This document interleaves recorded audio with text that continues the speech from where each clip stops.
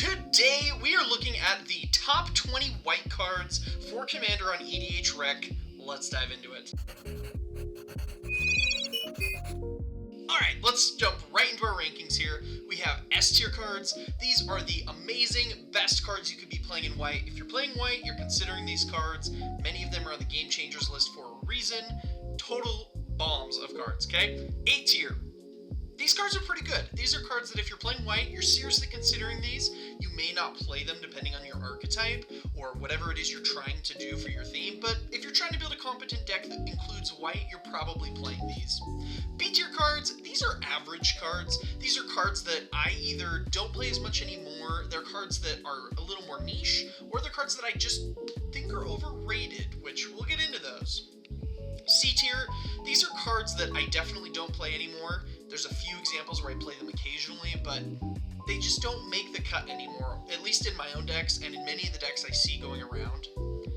D tier cards, these are the ones that I actually don't recommend you play. These are ones that I personally don't play pretty much at all, and most of the time, unless you're in a very specific meta, they're not worth it. Alright, let's jump into this. We're going to start with your boy, Teferi's Protection. We all know Teferi's Protection. We all know that, you know, this is where it's going, so I think it's pretty easy. I'll explain the card for those of you who've never seen it before. Teferi's Protection. It's 2 and a white. It says, until your next turn, your life total can't change, and you have protection from everything. All your permanents phase out, which is the important part here. So, Teferi's Protection, it's a fog. It's a save my board in case of a board wipe. It's my holy grail. I'm going to survive to just about anything. Looking at you, Commander Infect. Besides that, we love Teferi's Protection. It is a busted card. It's honestly a card I've started playing less and less in the more casual groups because it's just too bonkers. Even before the Game Changers, I stopped playing this card as much because it just felt too busted. It felt too game-changing. It was one of those cards that if everybody was trying to deal with a problem, they slap down the board wipe, I pop off a Teferi's, I win the game. No one can catch up. As long as they don't have another board wipe, usually I can wrap up the game in a couple turns if I have a good board state when they pop it. So, super busted card. It doesn't need a ton of, interaction. A ton of explaining here. That's the word I'm looking for. Alright, Anointed Procession. This card is freaking expensive now, but I actually think it's a B tier card. Let me explain why. Anointed Procession doubles tokens. It's 3 and a white enchantment. If you'd make 1 or more tokens, you make twice that many instead. Super simple, super powerful effect. Why do I not really play it? The card just doesn't do as much as it used to. That's honestly the biggest part of a lot of this for me. The card costs 4 mana. It's a do-nothing enchantment unless you can make tokens at the same turn that you do it. And quite often it's a red alarm bell of, hey, you need to blow this up before they go crazy. And I just love my stuff to be a little quicker on the draw, if that makes sense. I like to be able to deploy something and then use it immediately so that I get at least some value off it when it inevitably gets destroyed. So I'd put this card in a B tier. I do play it occasionally. It's also important to note that if you're playing this card and you're playing more of the giant dump a bunch of tokens, I think it gets a lot better. If you're playing like Secure the Wastes, or if you're playing the red-white options, the one that makes the Rohirrim, or even the one that makes the Mercenaries, stuff like that, if you can dump out, let's say, 7 tokens and now it's 14, that's not bad. Like, I don't know if it's worth the slot. It's kind of a win more card, but that might be worth the slot. I do play it occasionally. Usually if I'm in a heavy token deck, I kind of throw in one of these per deck. There's quite a few of them now. This one just doesn't always make the cut, whether the colors don't match up or another one we'll see here on the list in a minute. Arbiter! Let's see, is it Grand Arbiter? I can't remember the full name of this card. I'm gonna get it. Grand Abolisher, that's the word. Grand Arbiter's the blue-white evil card. Grand Abolisher, it is white-white, and it says, during your turn, your opponents can't cast spells or activate abilities of artifacts, creatures, or enchantments. I actually D-tier this. I might get some hate for this in the comments. You can try and convince me. Maybe you can. Maybe I'll convince you here. I think this card outside of CDH or super heavy counter metas is kind of bad. Usually, if your opponents are interacting on your turn, they're doing single targeted removal, they are going to hit something, which sucks, right? But if they know you've got a Grand Abolisher, they're going to do it the turn before, or they're going to do it in response to you casting the Grand Abolisher. His effect doesn't work until he's on the battlefield. Sure, sometimes people forget. get some good value in that case. But quite often this is just a 2-mana 2/2 dork that you drop down, and everybody looks and goes, what is he doing? Right? Because quite often what you're doing with Grand Arbiter is you're trying to have a combo turn where you go off and you kill everybody. In Casual Commander, that's a little more looked down upon, so if you slap down a Grand Arbiter, you're probably getting extra targeted. If you're in your own group, and it's a counterspell heavy group, all for it.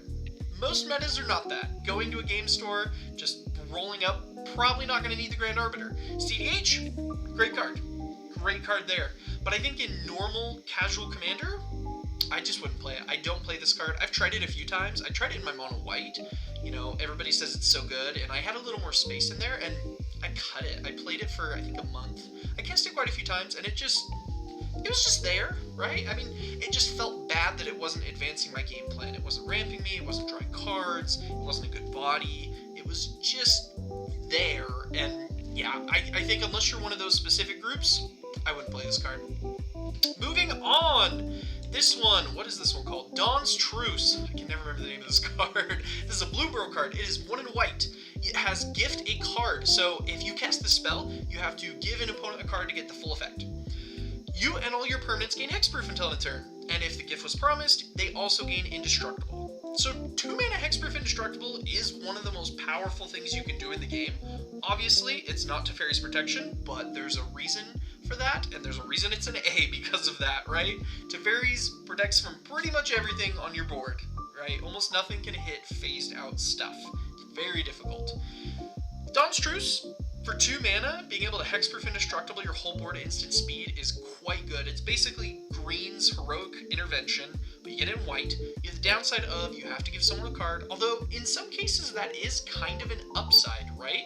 If your opponent is very far behind, or if you're trying to stop an archenemy, if you're in an archenemy scenario, it makes sense to give someone a card and be able to save your stuff at the same time. Or it's always fun to give it to the person who has the least cards, right? Get them back in the game, help them get those land drops. I always enjoy doing that.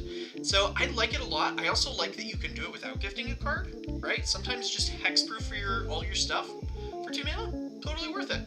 And if you need it, the hexproof indestructible for 2 mana is ridiculous, and this is pretty much, as far as I'm aware, the cheapest way to do it for your whole board in white, especially if you want to do what I'd consider probably the most busted thing white can do, which is board wipe, hold priority, indestructible my whole board. So I'm the only one who's a board, I wipe all of your guys's, and then I just clean house, smack around.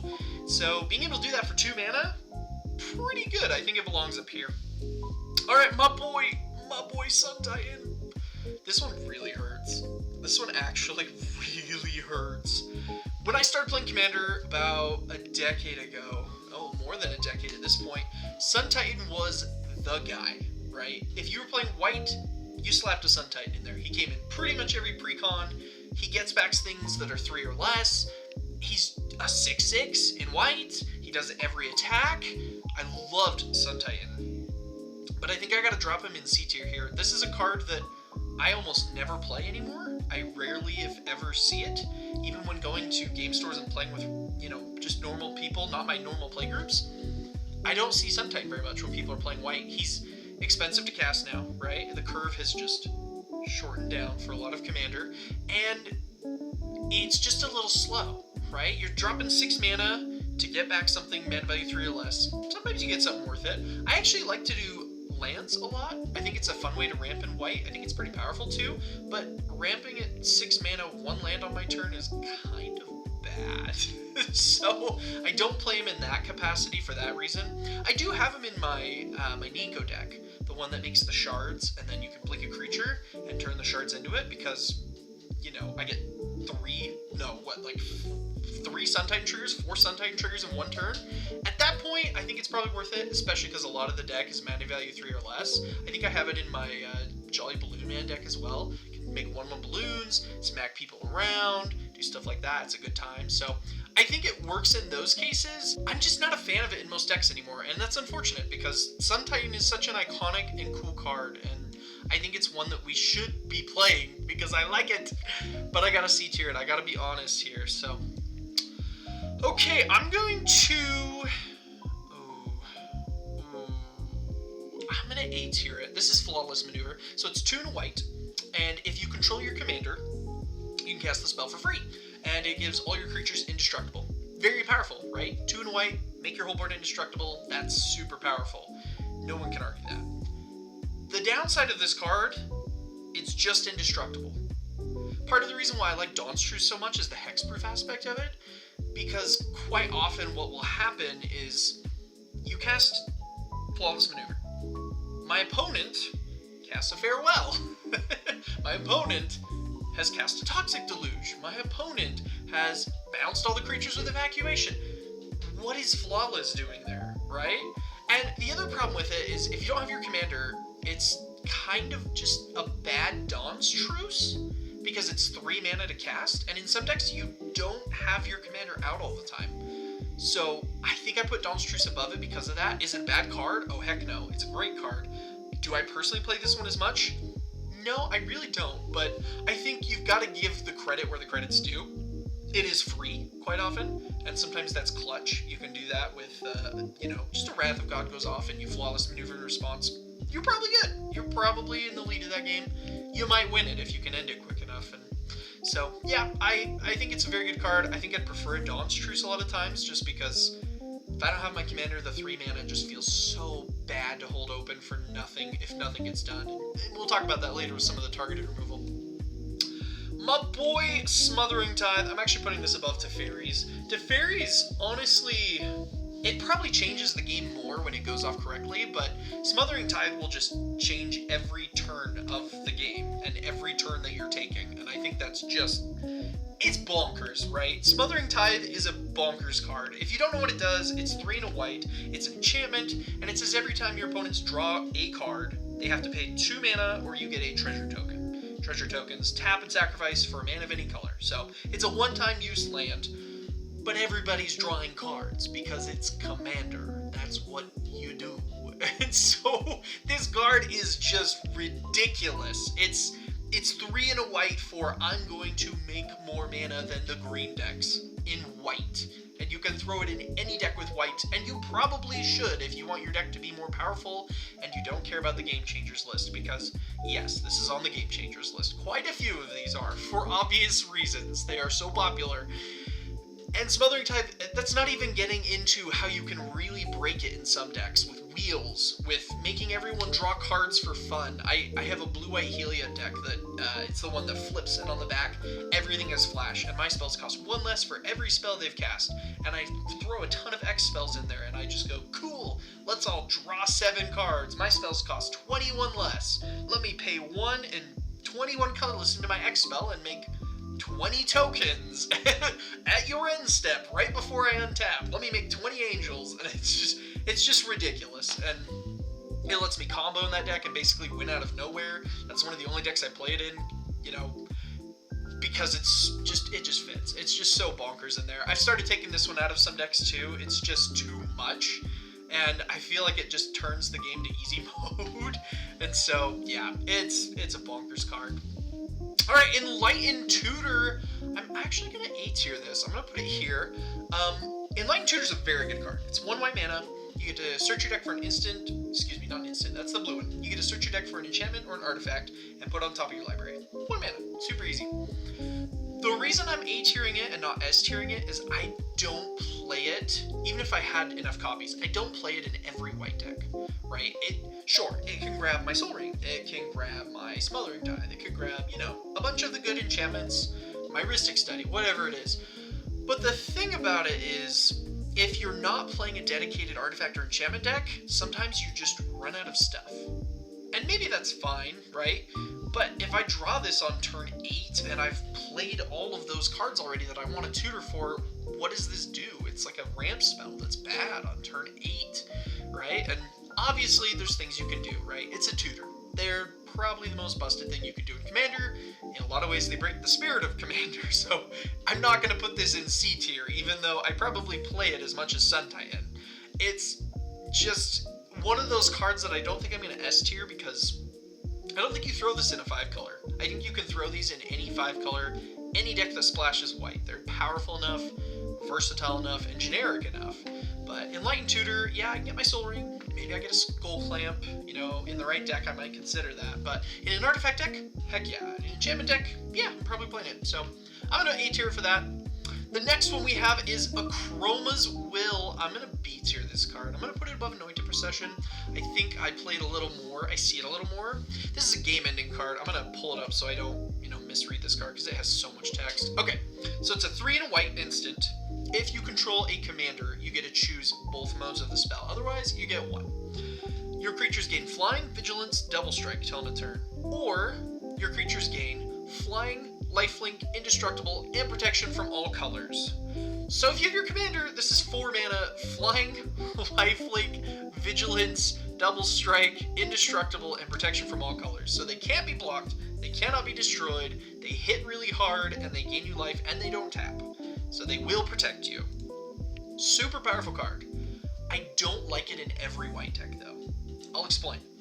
If you're playing little creatures, which is a lot of what white does, right? A lot of its card draw is tied to creatures of power 1 or less, or 2 or less. What does an Achroma's Will do for you? My 1/1s, they have Double Strike. Let me hit with 7 of them for 14, right? I would just rather an Overrun if I'm playing green. Or there's the white one, McKindy Stampede, I think is the name of it, that pumps them all +2/+2, or the enchantment that pumps them all +2/+2, or like there's ways to get pumps that are a lot more permanent than Achroma's Will, right? And you can use this card defensively. That's part of the reason why I like it so much. I put it above Anointed. I'd probably play it in more decks, right? Because the Indestructible and the Protection from all colors, you can save them from most targeted spells. You can save them from board wipes. But you're leaving open 4 mana, which is absolutely brutal. That is not the situation you want to be in. That's like the last resort, right? Because if you're not a draw-go deck, which most decks aren't, a lot of these cards, leaving open the mana for them to do them on your opponent's turn is just brutal, especially because you're playing white, right? You don't have the mana of green to just sit around and durdle, right? Or if you're black with Cabal Coffers and Urd War, you've got mana for days, but in white, it's just so difficult sometimes. And so, I don't love it on defense. On offense, I think it's okay. The problem is in a lot of white decks, it's not good, but I do really like it if you're playing, let's say, like mid-sized creatures or big creatures, or you need more win conditions, right? I have a mono-white Beza deck, and I put this in there because, well, he's a 4/5, which makes him big, he hits pretty hard, and I play a lot of creatures that I just blink over and over again, I make my little fish, but how do I kill everybody, right? There's only so many ways to do that in mono-white, so McKindy Stampede. I do that, right? But Achroma's Will is really what I'm looking for, because when I draw that, I can just alpha strike one player out of nowhere who's really threatening me, or finish the table, depending on my board. So, good card, a decent card. I'm going to consider it, but it's kind of average in my rankings of white cards here. So, Generous Gift. I'm going to C tier this. I'm going to put it above Sun Titan. I played a little more. I was really high on this card when it came out. I don't even know how many years ago. It's a 2 and a white, for those of you who don't know. It's an instant, and you get to destroy target permanent, and the controller of that permanent gets a 3/3 green elephant. Pretty good card, right? You can hit anything. It's like Beast Within, but for white, which Beast Within I 1000% play. But that's another story, right? Green doesn't have the same type of removal, so it's very premium there. Whereas in white, you got quite a few options. I don't think you need Generous Gift as often as you might think you do. The biggest upside to Generous Gift is being able to hit anything, right? 3 mana, I can take care of whatever I'm dealing with. If I'm up against Enchantress, if I'm up against artifacts, if I'm up against just big creatures, or good stuff, or value, combo, whatever it is, Generous Gift can deal with one thing. The problem is 3 mana. That's one of the problems with it, right? If this was a 2 mana spell, I think I'd have it much higher, honestly. If it was more like an Assassin's Trophy. I love that card. That type of stuff I'll play a lot more than this. The reason for that is if you're not a draw-to-go deck, 3 mana just feels so bad. I don't know if there's any research that's been done, any quantifiable evidence, but from everyone I've seen and every time I've experienced it myself, having to leave open 3 mana to pop something with a removal spell just feels awful. There's a reason we play Counterspell instead of Cancel, right? Cancel's 1 blue-blue, counter a spell. Counterspell is blue-blue, counter a spell. Counterspell gets played a lot more. I'm not even arguing you should play Counterspell, but targeted removal in general has the problem of you're hitting one player, right? And the other players are basically gaining free value because they didn't spend a card, they didn't spend mana, and you and that other player went down. So in general, I don't love targeted removal as much as I used to, and part of that is because it's so difficult to maintain a board, and sometimes you have to take a turn off, right? This is 3 mana. If you're on turn 3 or 4, this is probably your whole turn, which feels so bad. And sometimes what happens is you draw this card, and you don't see anything you need to get rid of, and you're like, okay, I could leave open the Generous Gift, deal with the problem before my turn, that would make my next turn even more efficient, or I can drop my thing. Oh, but what if this person goes off? What if they gutter snipe and then drop like 5 spells? Then I'm dead. You know, I've got to leave it open. And sometimes what happens is you hold open the Generous Gift, and there's nothing. Nothing that you need to hit throughout the whole turn cycle. But what do? You've got all this mana sitting here. Well, I'm going to tap it, and I'm going to pop the Generous Gift before my turn. I want to be efficient. And a lot of times you're wasting your targeted removal on something you didn't need to hit because it wasn't that big of a problem. So I think it just leads to bad gameplay decisions quite often. It feels bad when you can't cast it. It feels bad if you have to cast it early. It is very efficient. I do like that it can hit lands. That is what it has above this other one over here, Stroke of Midnight, is that it can hit lands. And I honestly think that if you're dealing with a lot of land shenanigans in your meta, this might become a staple card that you just play a lot of. There's probably other ways you could deal with that. You know, there's lands that do it. But if this is what you gotta do, that's what you gotta do. Sometimes you just like the utility, you're willing to pay for it. Personally, not so much. I don't see this card that often either, so I'm gonna C-tier it. Esper Sentinel, though, my boy, my man, Esper Sentinel, SS plus tier. This is my favorite card in all of Magic. I love Esper Sentinel. I love the art. This card is so cool. I don't know why it's not actually an Esper card, like blue, white, black, but I'll take it. I slap this thing into every single white deck I can put it in. I love this card. For those of you who don't know, it's a 1-in-white creature, and it says whenever an opponent casts their first non-creature spell each turn, they have to pay X, where X is his power, and if they don't, you get to draw a card. He's just a 1/1, so a lot of times they can pay, right? I do love a few things about this card that make it a little different from like Smothering Tithe or Mystic Study, kind of those annoying do you pay the whatever. It's once per turn, which is really nice. Right? I don't have to keep harassing them, I don't have to follow every single thing they're doing, I don't have to worry about missing triggers and people arguing over it, which sometimes happens with Smothering and the others, and people saying, oh, you don't get it, or, you know, whatever it could be because you were talking to someone while they did their thing, right? It just makes for bad table talk sometimes, and a bad experience. But Esper, one time.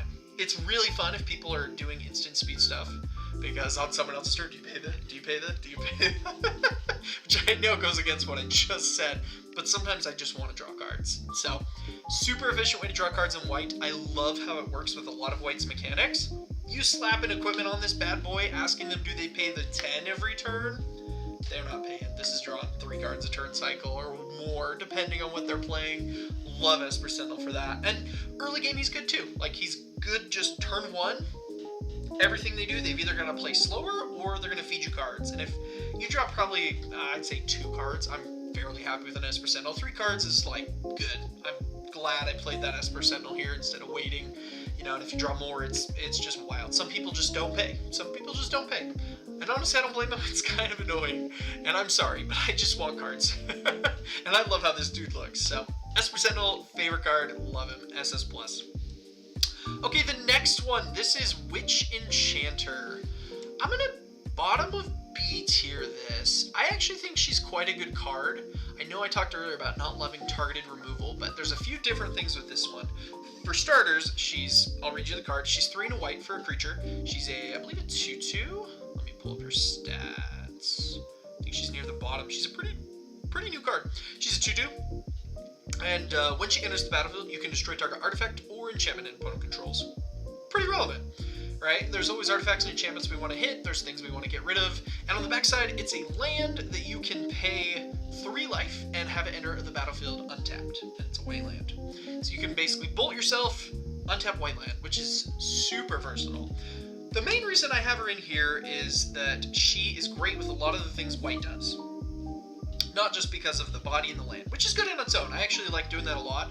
I think it's pretty useful for commander players to do because you get the consistency and you get the fun, right? You get cards that you draw late that you'd normally be like, oh, another land, I don't want that.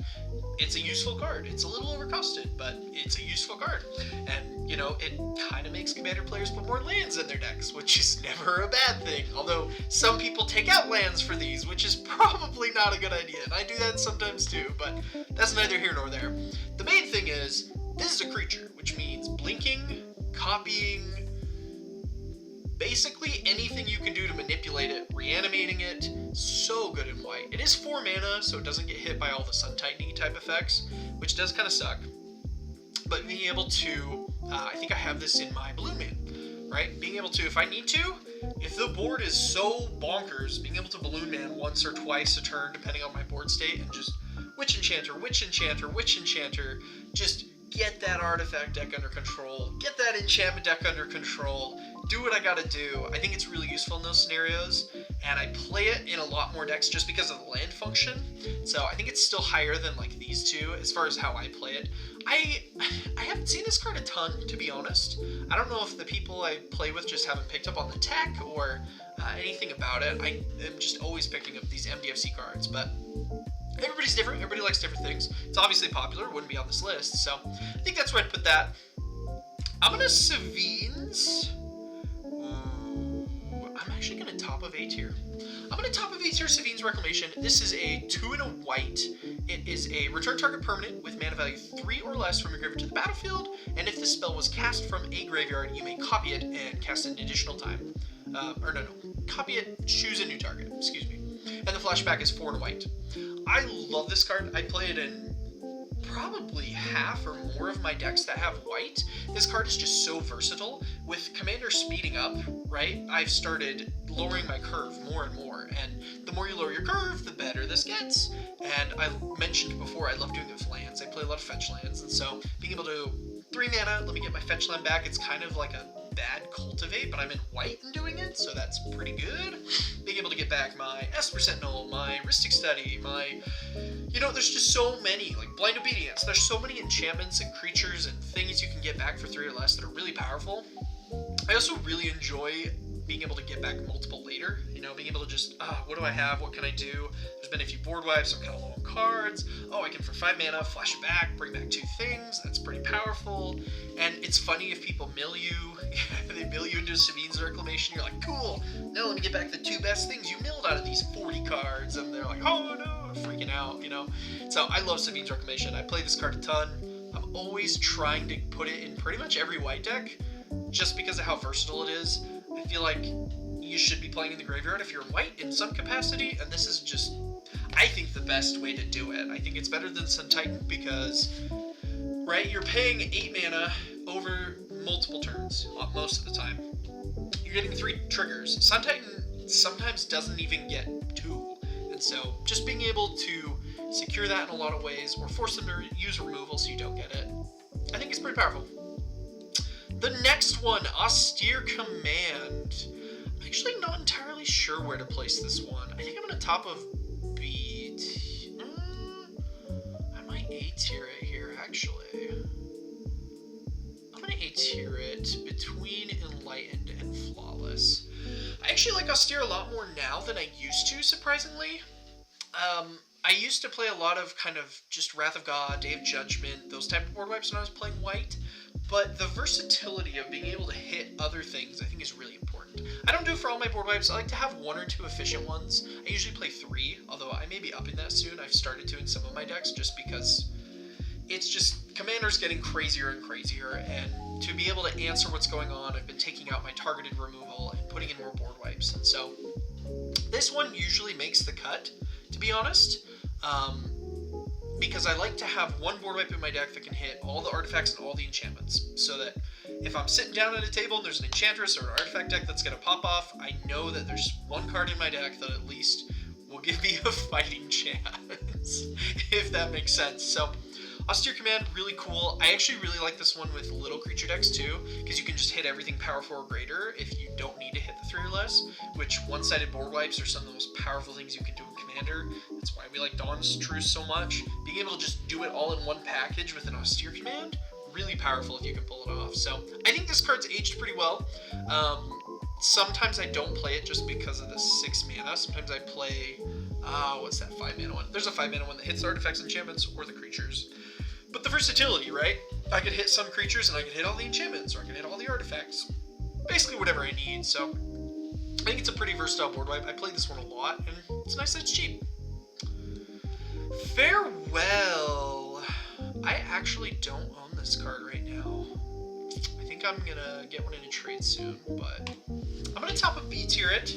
Having seen this card played, it's not really my play style most of the time. I think it actually is probably, if I had to rank it for other people, it's probably a bit more up there. I'll bottom of A tier it. So if you don't know what it does, it is 4 and white, and it's a sorcery, and it says you can choose one. You can exile the creatures, you can exile the enchantments, you can exile all the, actually, let me find it. Let me find the text. You can add all the artifacts, the creatures, the enchantments, or the graveyards. So you just say bye-bye, right? There's a few things I don't love about this card. One of them is the groans from the table, right? And not that you should base everything off of the groans of the table, but a lot of times these are your friends, right? You don't want to make them miserable all the time, do you? Right? And I also just love reusing my own stuff. And so that's kind of the biggest thing with this. If you're casting it, you probably should be choosing all the modes. Unless you're like an Enchantress deck and people are not, don't choose that. Or an Artifact deck. But you probably should be hitting the graveyards, you probably should be hitting all the creatures, the enchantments, the artifacts, just wiping everything. But the problem is, the way I build, I like to reuse my stuff over and over, and I find ways to abuse having it in my grave, and so this card, it just has never made the cut. I do have one deck that I'm getting it for. It's a Don't Kill Me deck, is what I called it. It's an Ephara deck, the 4 mana god, that whenever a creature enters, you draw a card in the next turn. And it's just full of draw go. Like, I have flash creatures, so I can draw cards on other people's turns. I have a few counter spells, but mostly just, EDHREC, you attack me, say goodbye to your board. Do this, say goodbye to everything. It's a deck I wanted to be able to just be able to handle anything, survive into the late game, and then just cast one of your win the game type of cards or that kind of thing, and just take the W. So that's a deck I'm throwing it in. I think it is a pretty good card. A lot more people should play it. It might honestly be higher than Austere Command for a lot of people, but I personally just don't love hitting all my stuff like that. A lot of times I want to be able to get it back and reuse it. So, and this turns that off for me. Mondrak. I'm going to... Where am I going to put Mondrak? I think I'm actually going to put him here. I know I put Anointed Procession so down low compared to Mondrak, and Mondrak is basically the same thing. He's 2 and white, and let me find his exact text for you. If one or more tokens be created under your control, twice that many are created instead, and you can pay 1 Phyrexian, white Phyrexian, notably, and sacrifice 2 other artifacts and or creatures, put an indestructible counter on Mondrak, Glory Dominus. So, part of the reason I like this one a lot is it's a body, right? Anointed Procession, good card. Like, it'll survive a lot of board wipes, it'll survive other things. But Mondrak, he's a creature, so you can smack with him. He's a good blocker. That's another reason why I just love him. I love that if I have 5 mana, I can Mondrak, and if I have the tokens to feed him, I keep open that 1 mana, and I can give him an indestructible counter, instant speed for 4 life and a mana, which is really nice. I love him in non-creature, like token spammy decks too, right? Like, I have a clue deck. Dropping a Mondrak down for 1 mana, I can eat 2 clues. That's crazy, So stuff like that, I love doing that with him. You can proliferate the indestructible counter. You can move it around, right? You can give him multiple. And just having a 4/4 indestructible body that I'm like, cool, come at me. I can send my tokens. I can send my commander. I've got this sick blocker. And indestructible is still quite good. Most of the removal on this is destroy. So unless they're farewelling you or hitting you with one of these other cards down here, it's kind of something you're not gonna deal with. So on to the next one. We're gonna Path to Exile. I think I gotta B tier this one. So Path to Exile, it's a super powerful card, right? It's 1 white mana, it's an instant, and it says that you exile target creature, and its controller gets to search for a basic land. There it is. Basic land, put it on the battlefield tapped, then they shuffle. The problem with this, one, it's targeted removal, and you're ramping them, which really is not good in early Commander, right? You do not want to be giving them a land. The main problem is, a lot of times my quick removal gets used on a Commander, just because it slows them down a turn or two, right? Because they need to get 2 more mana to be able to recast them with the Commander tax and get their deck rolling. Because most decks are built around the Commander, it is the format, right? The problem with Path is it gives them a basic land, so now all they have to do is draw one or have one in their hand, and on their turn they can drop a land, tap it out, recast their Commander. I bought myself half a turn cycle, 1 turn cycle, instead of, you know, potentially a whole one and maybe another one if they miss, which could be more and more likely. So that I don't love, right? Am I happy to do this on a Blightsteel or a Mondrak? Yeah, you gotta get rid of them, right? They're so awful, you have to get rid of them. But where I really like this card, and part of why I have it up here instead of like D, because I kind of stopped playing it at all once the meta sped up enough, and once I kind of thought about it more and more and saw what it did, the reason I have it all the way up in B is using it on your own stuff, which I know sounds crazy, but hear me out. Path to Exile is the best ramp spell, the most efficient ramp spell in the entire game, if you can do it on yourself, right? Rampant Growth is 2 mana, right? You have those enchantment ones for 1 mana, Wild Growth, I can't remember the other one. They make lands tap for colors, right? You've got Elvish Mystic. That's the most efficient. Birds of Paradise, that's the most efficient you can do for 1 mana, except for Path to Exile. Because all of those other things can be blown up, removed, bounced. People don't really touch your lands. It's kind of taboo. It's a sacred thing you don't touch, right? So Path to Exiling, giving you a land, is ramp that nobody's gonna touch, which is bonkers. Now where do you play this, right? Obviously I'm not dropping my Commander, Path to Exiling it for a ramp, right? That's terrible. The best place to play this, you're playing weenies, like white weenies, you're playing tokens, anything of that nature. Things basically where you don't care about your creatures. Tokens I think is the best, especially if you make them early. I have an Amara tokens deck. She's a 2 mana commander. Whenever she becomes tapped, you make a token. Pretty early on, I have, you know, tons of ways to tap her. Sometimes people are just open if I cast her on turn 2. I can turn 3 cast my Path to Exile on one of the tokens, and then I can do a 2 mana thing as well, or something else. And then the next turn I've got 4 or 5 mana, depending on land drops, and it was all of a Path to Exile. Now what you have to do is you have to put it in your deck as a ramp spell, and you have to tell yourself that in this deck it is a ramp spell, right? I had a few times when I first started trying it out that I held it in my hand because I'm like, it's a kill spell. And that's not how you want to do it if you want to put it in as a ramp spell and get the value out of it like that. So that's what you want to do. I think it's really fun. It's really powerful too. It's a fun way to think about the card and like flip it on its head and make it play a different way, which is really cool and exciting to do. So yeah, it's the best, one of the best ramp spells you can play if you can play it in your deck and it's good in there. That's kind of why I only have it at B tier. It's not good in everything. It's very specific, but super powerful if you can do it. And it just feels so good to draw it, you know, turn 10 instead of a Rampant Growth, where you can actually use it on something and you don't care as much if they get a land that late in the game. So very powerful, very good in there. Ghostly Prison, I'm actually going to S tier. This might sound kind of wild, but people, as we've established, do not like paying the tax. People forget about the tax. Usually what I'm worried about is a bunch of bodies or a really big body, right? The big body, it's not going to do a ton against. The bunch of little bodies, which are super hard to prepare against, does wonders, right? They've got one big guy, I got Swords to Plowshares. I can make a big blocker, a big flyer, or whatever. I can prepare for one thing. What I can't prepare for is a million squirrels hopping out and gnawing on my ankles out of nowhere. So how do I prepare? Ghostly Prison. Invest in Ghostly Prison. I'm telling you, this card is insane. I played a game the other night where somebody played a propaganda, basically the same thing. It's I should explain the card. 2 and a white. I've missed a bunch, I'm sure. I just get so into it, so into talking about the cards. I love it. 2 and a white enchantment. Creatures have to pay 2 mana per creature, or the owner has to pay 2 mana per creature to attack you. So if they've got like 5 creatures, they have to spend 10 mana to be able to smack you, which is most of the time not happening, right? The most you'll get hit is maybe one big thing, or maybe they need an attack trigger and you just don't have blockers. But as I was saying, I played a game the other night, like last Saturday, and somebody had a propaganda down. It's the blue version of it, the same exact text pretty much.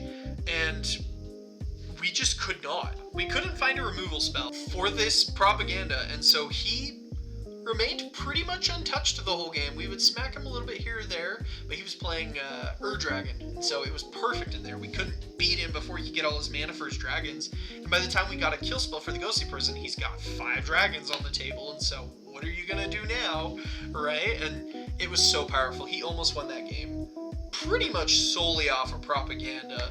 So I love this card. I put it in most white decks. I don't have enough copies, so I don't have it in all my white decks, but I put it in quite a few decks. I don't know if it's correct, but I often put it as a removal spell. I kind of treat my removal slot a lot more lately as a interaction, if that makes sense. Like removal might not even be the right word anymore. I'll put fogs in as interaction sometimes. I'll put ghostly prison. So very powerful card. I love me some ghostly prison. Definitely a good card. Stroke of Midnight. I'm going to bottom a C tier this. I'm not going to say don't play it. This card is kind of like the little sibling of Generous Gift. It's 2 and white, it's an instant. You destroy non-land permanent and you make a 1/1 human. Or the owner of the permanent makes a 1/1 human. So it's a little smaller than the elephant, which honestly is sometimes really nice. People, myself included, usually make that 3/3 elephant permanently aggroed towards you for blowing up the thing if they can. And so 1/1, whatever, you know, if they can get in, whatever. It's most of the time just a chump blocker. So the problem with this one is it's a non-land permanent, and we've talked a lot about how targeted removal just isn't what it used to be, and I think this one has the same problems as Generous Gift. Am I going to look down on you for playing these cards? Heck no, they're decent cards. Am I going to personally play them? Not as much. I've cut them out for more efficient ways of removing multiple things, or just efficient targeted removal, most of which isn't on this list. So that's kind of where I'm at on these. You can let me know in the comments if you think differently. Maybe you can convince me on it. And your boy, Swords to Plowshares. We got a Swords to Plowshares at the top there. Maybe he's not an S card. Well, might be more of an A card. No, I think it's got to be S. I think I actually put it above Ghostly. This is pretty much the first card I put in every white deck. It's just so efficient. For those of you who don't know, it's 1 white mana for an instant, and it exiles target creature, and the controller gains life equal to its power. Very, very powerful card.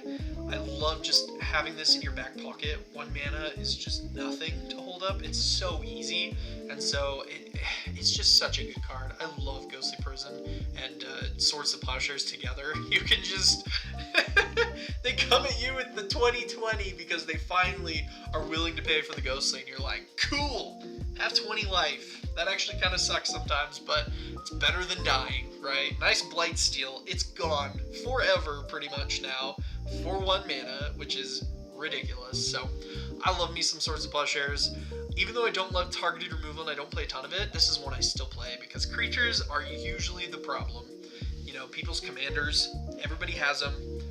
Quite often they're just bonkers because that's where we are now, right? Commanders do everything, they do tons, and so being able to slow them down for potentially 2 turns, or at least 1 turn with the Swords to Plowshares is super invaluable. Being able to use it to stave off big threats, always been super powerful, and yeah, I love me some swords. So there's my list. What do you think? We've got kind of an interesting curve. We got a lot of A's, barely any D's, barely C, barely B. It kind of bell curves off, right? Or what is it called? The special? I don't remember.